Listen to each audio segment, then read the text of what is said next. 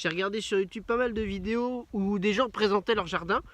Et je trouvais ça super sympa. Alors je me suis dit, je suis pas plus con qu'un autre. Hein. Et on est arrivé dans cette maison en juillet dernier. Donc tout ce que vous allez voir a pas un an. Même pas, c'est la première fois. Et moi c'est la première fois que je fais un potager. Donc c'est un dépucelage. Je suis monté sur mon tronc d'arbre. Ça me permet de vous faire une vue drone. Alors voici un premier carré. Hop. Là il y a un tour de pile. Au début je voulais faire un bassin, mais c'est plus facile de mettre de la terre que de mettre de l'eau, donc j'ai transformé ça en carré potager. Là il y a des carrés, encore un autre, plutôt en grand rectangle. Là c'est du foin directement sur l'herbe que j'ai mis en octobre. Ça a eu le temps de faire pourrir tout le truc, d'ameublir la terre. J'ai planté directement dedans. Voilà, gros big up au potager du paresseux, alias Didier Elmstetter, ou l'inverse d'ailleurs. Et là une serre de 18 mètres carrés. Voilà en gros de quoi se compose mon potager. Sur le flanc sud de la maison, j'ai fait un carré dans lequel j'ai mis au départ, enfin là je vais faire tester la fameuse association des trois sœurs, je crois qu'ils disent aussi 1000 pas. Donc haricots, maïs et en fait courge. Donc moi en fait j'ai fait les deux sœurs, il n'y a pas de courge là. Ouais. Donc moi j'ai mis des salades. Là il y a des fleurs, capucines, c'est des fleurs qui se bouffent. Là j'ai replanté encore, il y a des haricots, vous pouvez voir qui commencent à sortir. Ça a été planté il y a une semaine et demie. Ça non, c'était fait en godet. Voilà, ça a été planté en même temps que les haricots, là il y a une semaine et demie. Pareil. Ah bah non, c'est celui-là qui a été planté. Voilà, voilà. Ensuite j'ai mis des tomates. J'ai fait ça bien, j'ai mis des œillets d'Inde. Donc ça il paraît que c'est un hématicide et ça fait dégager des mouches, des machins. C'est souvent planté à côté du basilic pourpre. Voilà. Là, donc il y avait un châssis. Mais ça maintenant c'est la forêt amazonienne là-dedans. Donc ça c'est le carré écolo. Ici, j'ai planté des fèves. Qu'il va bientôt falloir que je récolte. Là j'avais mis de la menthe en dessous parce qu'il y avait des pucerons. Et j'ai rien fait pour les pucerons à part ça, parce que je me suis dit que ça allait bénéficier aux coccinelles. Voilà, donc ça c'est des tomates. Puis il y a plein de variétés différentes. Là il y a des poireaux. La noire de Crimée, c'est vachement différent. De la Brandberry.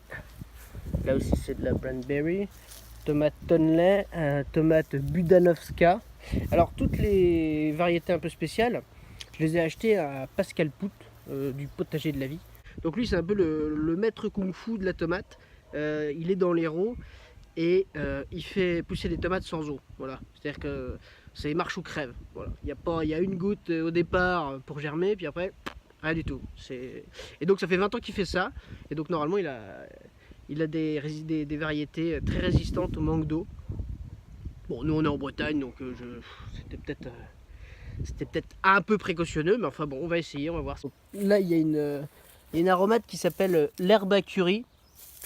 C'est censé sentir le curry. Et en fait, moi je trouve que ça sent le cubord. C'est super bon. Là, il y a des fraises. Il n'y en a pas beaucoup. Elles sont semées un peu espacées. Là, il y a un abricotier que j'ai offert à la Saint-Valentin, parce que je me suis dit l'abricot. Là, donc sur cette planche, on a des fèves qui sont bientôt à cueillir. J'avais mis des poireaux perpétuels. Donc ça, c'est des poireaux en fait qui refont comme ça des rejets. Je sais pas si on appelle ça des rejets. En tout cas, on coupe les feuilles, mais ça repousse, on l'arrache pas quoi. Des fèves, et c'était donc évidemment, hein, le poireau n'était pas planté à côté des fèves. Voilà, ne suivez pas ce conseil, qui n'en est pas un. Ici, encore des fèves, toujours des fèves. Donc là, des oignons. Donc ça, c'est des oignons que j'ai semés. Du persil, parce que c'est bien avec les oignons. Là, c'est des oignons, mais qui étaient en petits bulbilles, qui sont plus grands, c'est normal. Ils avaient un peu d'avance. Là, j'ai remis des tomates. Donc je les ai mis là n'importe comment. En fait, c'est des tomates qui étaient dans la serre et qui ont pris un coup de froid. Et alors je sais pas si je suis écolo ou radin, mais je voulais pas les jeter. Donc je les ai remis là. Et en fait c'est... Bah regardez-moi ça, c'est plutôt bien reparti. Hein, je suis sûr que ça va nous faire... Là il y a déjà des petites fleurs, donc qui dit fleurs dit fruits. Et là, hop, des pois. Donc je leur ai mis un grillage, ça monte tranquillou. Hop là, et qui dit fleurs dit pois. Un petit parterre d'herbes grasses. Voilà, ce genre de choses là. Hop, ça s'appelle de la joue-barbe. Il paraît que c'est un cicatrisant. Voilà. Bon, c'était ici là. Voilà, c'était un mec qui vendait ça dans un vide-grenier. C'était super sympa. Donc. Dans cette zone, je précise que j'ai fait la technique du potager du paresseux. C'est-à-dire que en octobre, j'ai déroulé du foin. Je n'ai absolument rien fait depuis. Et j'ai planté directement dedans. Des pommes de terre avec de la coriandre.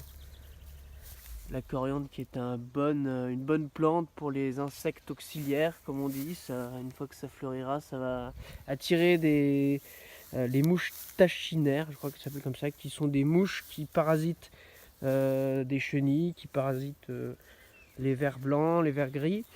Là, j'ai mis des choux-quels, de la lavande. Alors ça, ce sont des fleurs. Hein. J'ai fait un petit parterre de fleurs.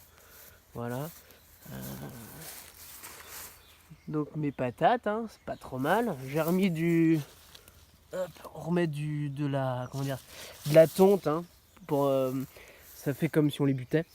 Ça permet aux pommes de terre de faire plus de tubercules. Un artichaut, ça voisine bien avec les capucines, l'artichaut. Alors je lui ai mis des capucines, quoi, comme c'est les content. Là j'ai mis du ricin. Le ricin, donc ça s'appelle aussi la datura ou la stramoine, je crois. Et donc c'est censé être un répulsif pour les campagnols ou les taupes. Bon, il se trouve que j'ai ni campagnol ni taupe, mais on sait jamais, voilà. Donc ça protège les tubercules. Alors il y en a mis un là, j'en ai mis un là. Je sais pas si c'est très intéressant, c'est juste histoire de. Ça protège apparemment aussi un peu le dorifort de la pomme de terre. Des choux de Bruxelles donc que j'ai semés, pas directement dans la terre mais en godet, donc que j'ai replanté. De la menthe, pareil, qui fait fuir certaines bébêtes, je sais pas, les fourmis ou des trucs comme ça. Donc des différents types de choux, donc ça c'est encore des choux de Bruxelles. Brocoli, choux rouges, encore de la menthe. Je vais replanter des choses dans les espaces vides. Du thym, pareil, c'est une plante qui fait fuir, je crois, la pierrite du chou, du romarin, qui voisine bien avec le chou. Mais pas forcément avec tout, faire gaffe avec le romarin, mais là c'est bon, avec ça c'est bon.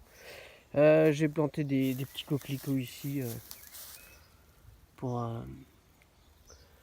les insectes. Ça ce sont des choux d'Aubenton, des choux perpétuels. Donc on coupe les feuilles au fur et à mesure, ça monte, ça fait des bosquets de 60 cm. Donc là il n'y a rien. Là il y a des haricots, des salades. Donc là j'ai replanté des haricots dans les petits trous là. Voilà. J'ai mis là il y a une fleur. Là il y a encore des coquelicots. Là j'ai mis de l'alice odorante. Donc ça pareil, c'est une plante couvrante qui fait des fleurs blanches et qui attire plus de 200 insectes et qui voilà, apparemment c'est très bien potager ça. 200 insectes qui vont faire le boulot. Ça c'est de la... je cherche. Ça y est, je trouve. C'est de la sauge de Russie.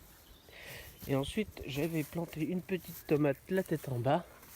Voilà, j'avais vu ça chez Damien Ekars, la d'agroécologie, permaculture, etc. Et au-dessus, j'ai mis des haricots. Je sais pas si vous voyez bien. Avec une petite capucine. Voilà. Ici, je fais grimper des pois sur cette petite structure. Au pied, il y a des courgettes de la capucine, toujours courgettes vertes de Milan. c'est pareil. Donc là, c'est un système d'irrigation, ça s'appelle les œillasses. Donc alors une œillasse de cette taille, ça coûte une vingtaine d'euros. Donc moi, ce que j'ai fait, c'est que voilà, j'ai pareil. Hop. Vous mettez deux pots l'un sur l'autre, vous les collez, ça vous fait une œillasse pour 3 balles. Voilà, voilà. Donc ça, ce sont des courges rondes. Ça, c'est du persil frisé, persil plat, ciboulette, ciboule du Japon, ciboule du Japon, ciboule du Japon. Voilà, ça, c'est très très très bon. Salade, encore des petites courgettes vertes de Milano. Et avant d'aller dans la serre, je vais vous présenter mes petites copines. Alors voici Maya. Voici Maya la chèvre. Dis bonjour. Eh. Ouais, ok, on a branlé. Et Feta. Feta la brebis, au bon lait d'elle-même. Hyper peureuse, regardez. Je m'approche. Hein. Oula, oula, oula, oula, oula, ou non, ou non, ou non. Tu veux passer à la caméra? Regarde. Feta. Viens. Mais me fais pas chier. Ouais. À l'intérieur de la serre, donc là il y a la petite partie atelier où je fais grandir les petits bébés. Donc la nurserie, donc ça c'est des œillets d'Inde, des oignons, ça c'est des melons mais ça va pas marcher. Là il en reste 2, poivrons, ça c'était un plant. Sauge c'est semé, sinon tout le reste est semé. Hein. Les salades, donc ça doit être de la reine des glaces, du basilic pourpre, des courgettes. Là il y a des concombres et un melon. Lui il va marcher. Encore des œillets d'Inde, des melons. Et donc ça ce sont des concombres, tomates, donc association tomates concombres. Hop, voilà comme ça. Là il y a des haricots qui se préparent. Ça c'est des haricots hors du Rhin de chez Pascal Pout. Donc ce sont des haricots arames qui grimpent jusqu'à 1,80 m. Et ça, ce sont des haricots nains. Tout est dit dans le nom. Là, c'est du poivron. Donc, prince noir, tomate, andine cornue. Là, on a rose clair. Ah ouais, celle-là, j'adore. C'est téton de Vénus. J'ai hâte d'en manger. Là, andine cornue, on a déjà dit. Donc voilà, bon, après, ce sont des tomates. Ça a déjà bien poussé, hein, ça fait plus d'1 mètre. Avec des œillets d'Inde, pareil, j'ai fait ça pour voir. Là, du basilic pourpre, du persil, parce que c'est bon avec la tomate. Et là, donc, ce sont des hippomées. Donc, c'est des fleurs. En fait, j'ai vu ça aussi sur Internet. C'est formidable, Internet. C'est des fleurs qui grimpent. Et l'idée, c'est qu'en grimpant, elles tutorent elles-mêmes la tomate. Ça m'évite de l'enrouler. Donc, j'ai fait ça, du basilic. J'ai fait ça 2 fois. Ah non, 3 fois. Et là, regardez, hop, visiblement, voilà. Donc ça, on est là. Donc, bah, j'ai hâte de voir si ça va fonctionner. Ça évite de faire le petit tour. Bon, même c'est pas parce que c'est pas gênant, mais c'est pour essayer. Ah, bah là, il y a des poireaux. Voilà. Ouh, lolo, il y a du monde. Dis donc. Ça, c'est un géranium odorant, je sais pas trop quoi, c'est censé être un répulsif chien-chat parce qu'il y avait des chats qui venaient nicher dans la serre. Pareil, hippomée. Ah, du basilic. Des salades à couper, donc c'est les mêmes que dans la forêt vierge là-bas. On coupe les feuilles et puis ça continue, voilà. Voilà. Non, il reste juste un truc où j'ai planté des tournesols Evening Sun. Donc j'imagine que c'est le tournesol du soleil du soir. Ça c'est pareil, des courges, les petites courges rondes. Ils sont censés être blanches, Ronda Bianca, quelque chose comme ça. Voilà, donc ça c'est pas du tout une zone de culture, ça c'est ma terrasse. C'est la terrasse la moins chère du monde. Et c'est des tomates cerises. Et puis encore un tournesol. Voilà. Bah, ciao, bye bye.